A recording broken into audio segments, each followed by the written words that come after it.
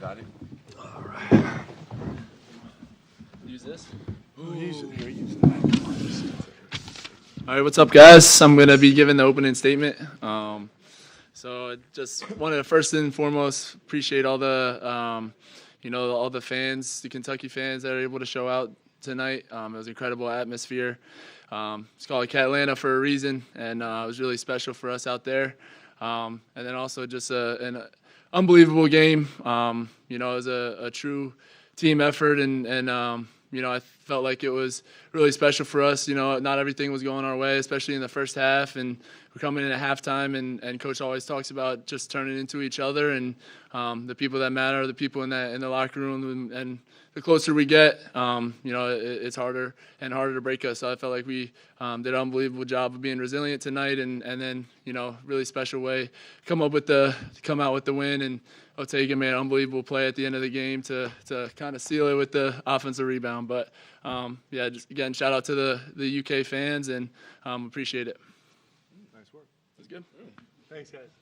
That was excellent.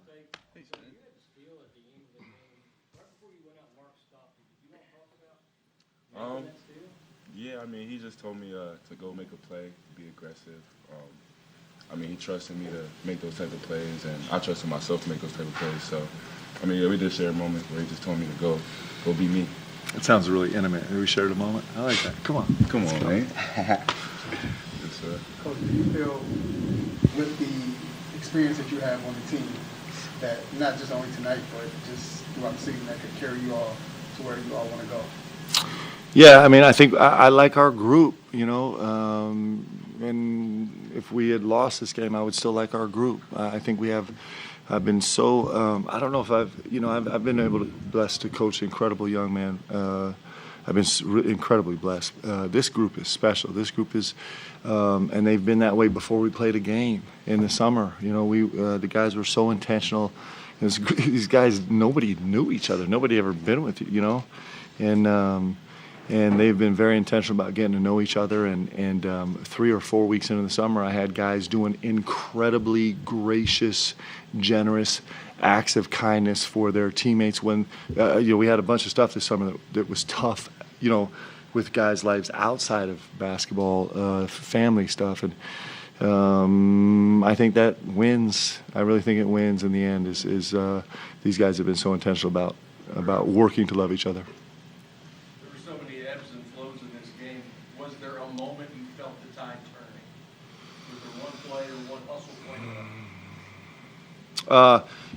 I was really proud of how the guys came out in the second half. So we're always trying to monitor our energy on our team. The guys are really conscious of where they're letting their minds go, right? And so I think the first half was the last 10 minutes of the first half was really frustrating against us. We gave up 46 points. That's not characteristic of us. It's not who we are as a team.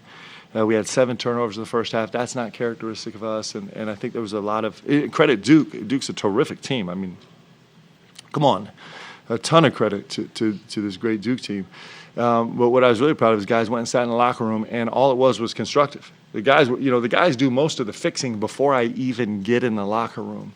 And then you could see that the way they came out to start the second half. It was just sheer resolve and determination, and there was a lot of ebb and flow, and the game almost swung away from us there in that first 8 minutes of the second half, and then the guys kind of reeled it in, and it was close the rest of it. Coach, talking about that resolve, how much resolve did it show maybe when threes aren't falling, and that's what a lot of your offense is known for? Yeah. Or maybe when a guy like Jackson seemed to be struggling, I think at one moment the injury pulled him aside. Yeah. Kind of gave him a pat on the head. What kind of result does it show when maybe the things you're known for aren't happening? Yeah, and that's the way these guys have built this. That's the way that our guys have built this is they have all fail-safes. There's fail-safes everywhere, right? And mostly the fail-safe just comes from their competitive spirit. We have a whole bunch of that. Andrew mentioned this, but our guys have been really focused on, when things are going tough, it is the psychology of us as human beings that we start to communicate less. We start to get lost in our own heads, and literally and figuratively, you start to turn away from the huddle. And our guys are incredibly intentional about fighting that, and they're like, no, we're going to turn back to each other. You mentioned, guys putting their arms around jacks, for example. That's not just natural. They're fighting actually to make that happen. And we have that's one of the blessings of having beautiful guys on the team.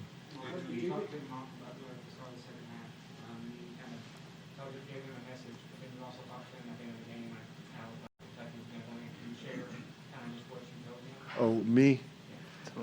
Yeah, so, Lamont is the foundation of this team.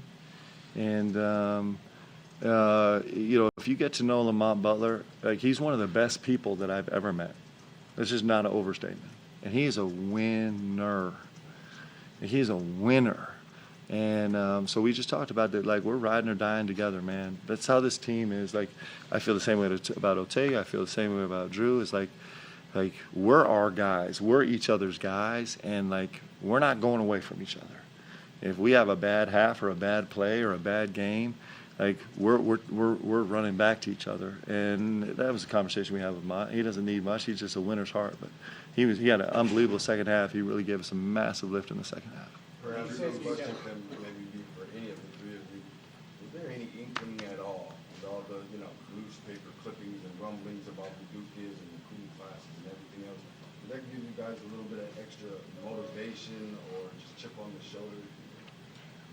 I wouldn't say extra motivation, because we try and just look at every game like it's a normal game. We prepare the same way, and we trust in the work that we do every single day. But we also know the history behind this rivalry. So obviously we want to put on and do well for Big Blue Nation. But really just want to go out there and do the things that we know we can do. Just stay solid, stick to our principles, and then if we do that, we're going to get a win, which was the outcome. So obviously the rivalry is huge, but we didn't look at it just as, let's go out there and try and do stuff that we don't usually do. Let's just be calm and composed and just play the way that we know how to.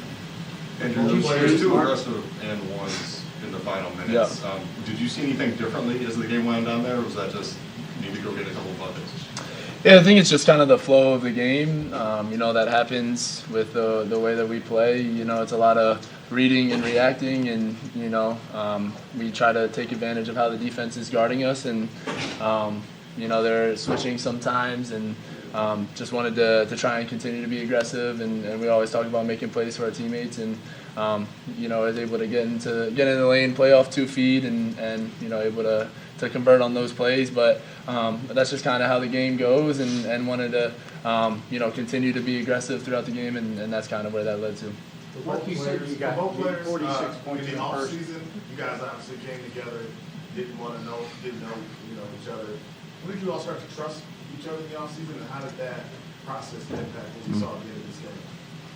Yeah, I can start. I think it's really important for us. We had a lot of older guys, and we really learned each other off the court. And a lot of teams are able to say that, but it was really cool being a part of a brand new team, just because everybody didn't know anybody else. So everybody had to have the same amount of effort to get to know and love and serve and care for your teammates in the same way, because you didn't know any of them. So for us, it was a really cool growing experience, and I feel like just because everybody had a concerted effort on it, it allowed us to really connect super quickly and get to know each other super quickly, and it translated right to the court.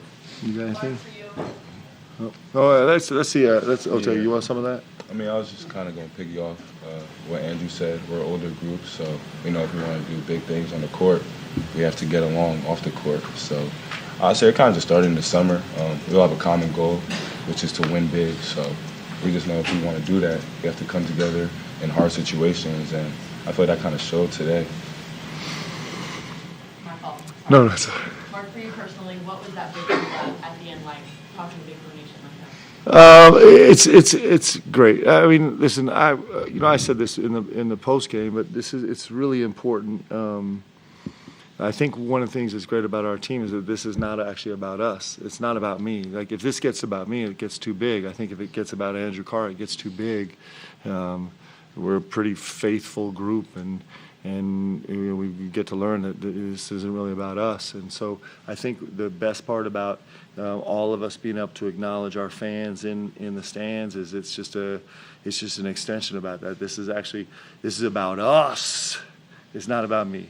If Andrew has to carry around the burden of this being about him, it's too big. If Otega has to carry around the burden of this being about him, it's too big. And it's actually not very rewarding. But when it can be about us, that's when it's magic, right? That's the gospel. That's life.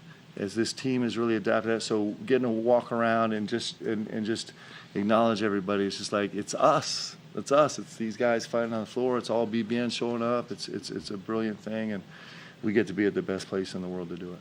Mark, given that you have a veteran team, did the conversations now change in terms of how to handle success? Because everybody might have had individual success at different places they were, but I feel like it's different when you're successful at competitive. Yeah, we'll have the conversation for sure about trying to stay off social media, and we'll try and do that.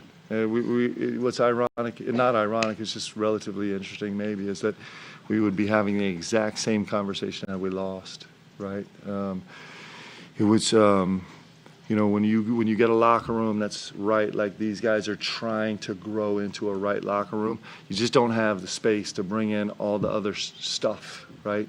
And most of the things that they're going to hear outside are going to be counter to what is making this group really special right now, and gives us a chance to, do the impossible, which is to be special this season. So, I think we'll continue to have the reinforcing conversation we're having, but I actually think, I think these guys are enjoying this right now. Well, going back to thinking about the quick picture, Jackson obviously didn't have games he's used to having. For guys who just pick him up and find a way to win this game without him, what would you say? Yeah, we didn't win without Jax because Jax has such an impact. Talk about a gravity guy. Like, you just throw Jax on the court, and it's like four guys are leaning towards him, right? So, his numbers might not have been huge, but he has an impact when he walks in the gym, right? He has an impact on the scout. He has an impact on all those things. And this team is built this way. Jax is grown into an exceptional leader, just exceptional. Yeah. Mm-hmm. And these guys know that it's not about him either. It doesn't mean we don't all care and want to be successful individually. We sure do, but it's not about Jax either. I think Jax is made a huge contribution tonight in all the ways he does, and he's. Come on, that's a dangerous man. That's a really dangerous man. Both players. Mark told me in spring we saw Taylor at Oklahoma. We saw Andrew at Wake Forest. They were good players. Wait till you see them in a Kentucky uniform because of the appreciation. Or maybe a chance might think may never have happened. Is that any of that playing how you guys are playing? Yeah, I'll just say, wearing Kentucky on your chest, you just have to carry yourself a certain way. And you know that you're not just playing for yourself, you're playing for a whole nation, you're playing for your brothers. So, it's a dream to play for Kentucky. And the fact that I'm here and the fact that AC's here, I know it just makes everyone want to play harder. So, I would say that just wearing a Kentucky jersey definitely makes me want to go out there and play.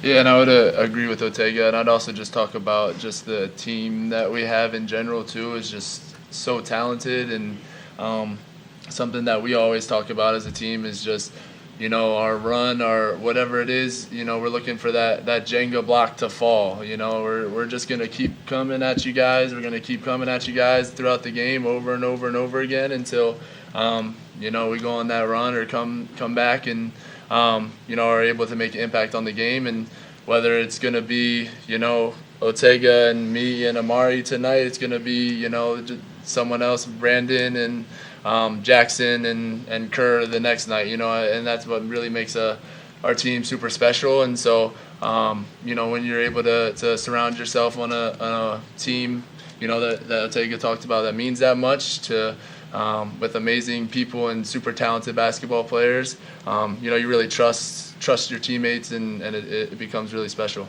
Who gets to coach guys like this? Come on, man. That's awesome. How much of the game plan was around trying to kind of attack with your five through the middle of the floor, Yeah. and then the decision to go to Andrew Small, go to him to five? Yeah, it's a space we've messed around with a lot, and credit to Duke. They chose to guard us in two different ways. One really pressure five, and one really back off the five. And both of them were a little problematic for us with the other pressure on the court. It was a great game plan on their part, and and they execute it really well with the length and talent that they have.